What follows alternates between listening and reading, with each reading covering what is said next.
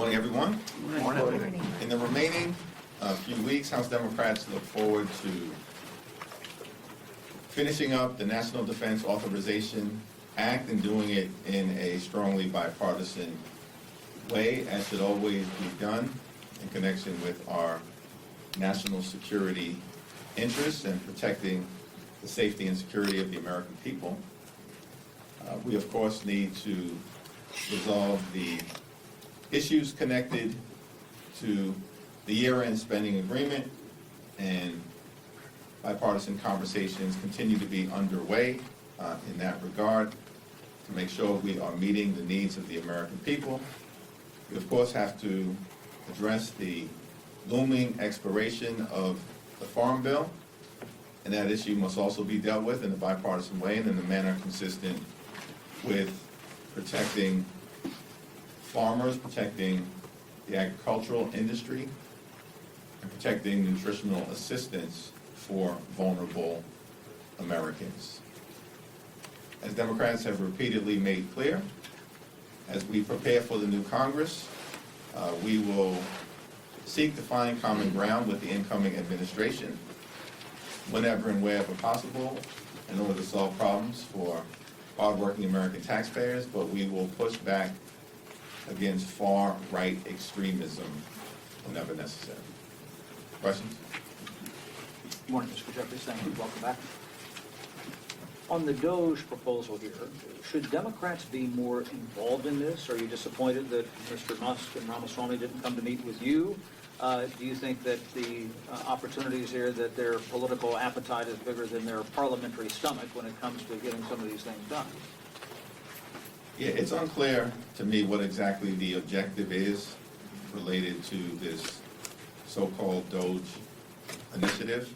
From our perspective, we want a federal government that is effective and efficient and equitable.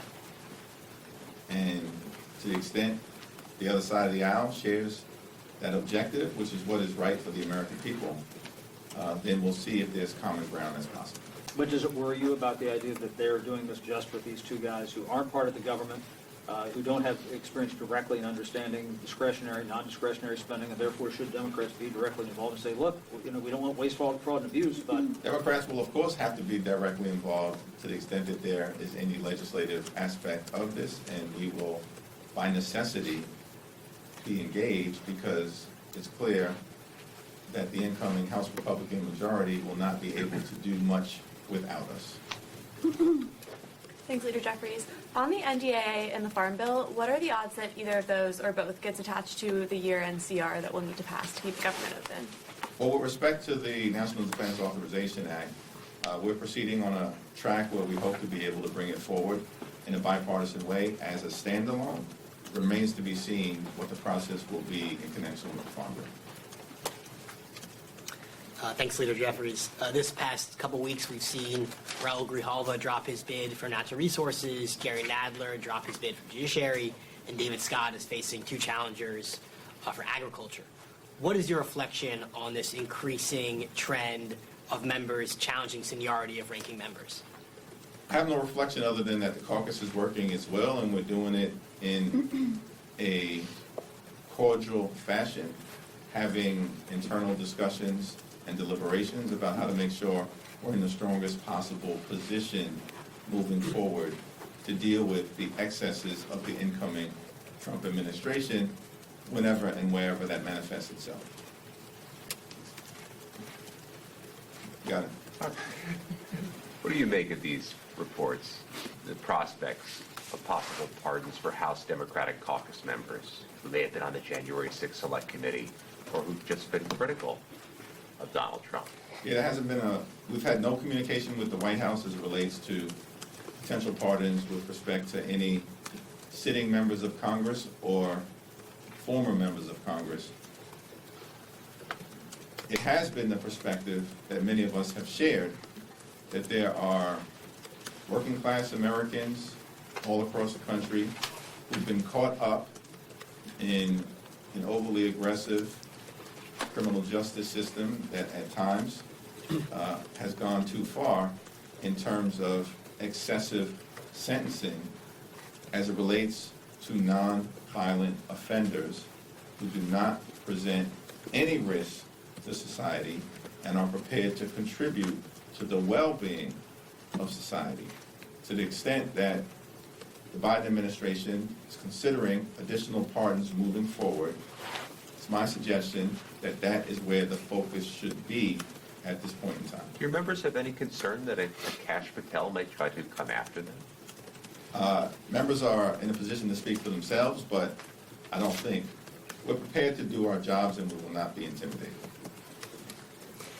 Thank you, Leader Jeffries. With the election behind us and considering it's now already the end of the year, how do you envision the future of Democratic Party? Well, we look forward to continuing to do the people's business in the new Congress. And as we've repeatedly indicated, we're going to fight hard to make a difference in the lives of the American people. To the extent that there was any mandate that has emerged from this most recent election, it is that the American people want us to work hard to lower the high cost of living and to bring down grocery prices, gas prices, the cost of child care, and housing costs. And that will be a focus of House Democrats as we move forward. Kevin? This morning, Mayor Eric Adams did not rule out the possibility of switching back to being a Republican. I'm wondering if you have a response to that. And then separately, now that you've had a few weeks to reflect on it, any updated thoughts on the revitalization of congestion pricing? No additional thoughts on congestion pricing. With respect to Mayor Adams, I'm going to support the Democratic nominee who emerges in the primary in June as it relates to the next mayor of the city of New York, and work as hard as I can, partnering with the Congressional delegation to make sure that the next mayor of the city of New York is a Democrat. Do you think that's going to be Eric Adams? It's going to be the next Democratic nominee? I have no idea. That's in the hands of the people of the great city of New York. Should it be? That's a decision that has to be made by the people of the city of New York. Thank you, Mr. Leader. Republicans have started internal discussions about how they'll use the reconciliation process next Congress. Reporting says that they are considering putting some border funding in one of the reconciliation bills, that some of which would go to the wall. Donald Trump in his first term said that Mexico would be paying for the wall. What are your thoughts about Republicans having discussions about border funding that includes wall funding, given that the president previously said that the wall would be paid for by Mexico?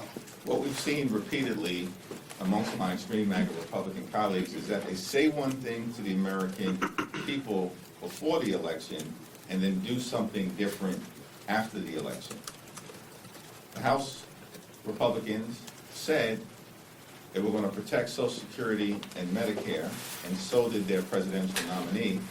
And now we learn after the election that House Republicans are planning to try to cut Medicare and Social Security and end it as we know it. House Republicans said before the election that they were focused on improving the quality of life of working class Americans. But after the election, they're focused on tax cuts for the wealthy, the well-off, and the well-connected. For years, up until this election, the incoming president-elect has said that we're going to build a wall and Mexico will pay for it. But now, after the election, House Republicans are planning to use the budget reconciliation process to force everyday American and hardworking taxpayers to pay for their so-called border wall. We all support, on the Democratic side, a strong, a safe, and a secure border. We have a broken immigration system, and we need to fix it.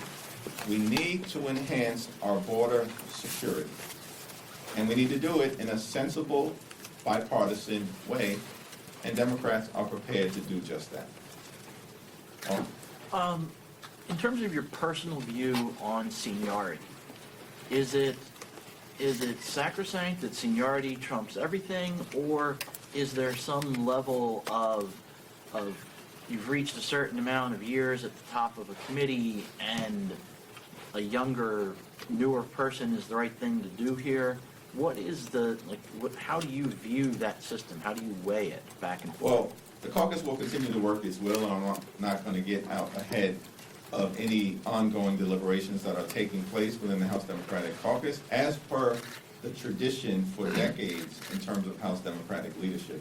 We have enormous talent spread throughout the caucus, and that talent, of course, includes both more seasoned members who bring great experience to the congressional arena, as well as newer members who've got a lot of energy and capacity and ability, and we welcome their entry onto the playing field.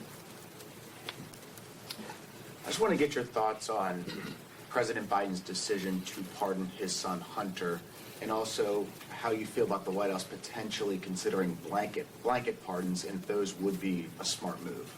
I issued a statement with respect to the pardon issue, and that statement will speak for itself. Thank you, Leader Jeffries. House Speaker Johnson said yesterday that the Gates ethics report is, quote, moot. What is your response to that? With respect to the Gates report, it's an ongoing matter of public interest, as has been expressed by many. We'll see whether our former colleague is presented for any additional positions with the incoming Trump administration, and to the extent that occurs, it certainly is not a moot matter. It's a matter of interest to the American people, and any senators from the Democratic or Republican side who may be asked to vote on any confirmation or weigh in on their perspective with respect to who is best positioned to serve the American people in the new administration. Thank you, Leader Jeffries. I have a question on Cell Typhoon, the hacking of telecommunications companies in the U.S. Has your office been affected by this hack, and has this been brought up in your caucus in any discussions? We're in the midst of ongoing discussions that are classified in nature as it relates to that matter, and so I'm not at liberty to have any discussions, but it is a matter of significant congressional interest, and it's my expectation that those ongoing classified discussions will continue to occur. Okay, everyone good? All right. Thank you, everyone. I'm sorry. Do you have any reason to believe Gates might be up for another sort of appointment that would require confirmation? Given all the nominations that we've seen up until this point, anything is possible. Thank you all. Thank you.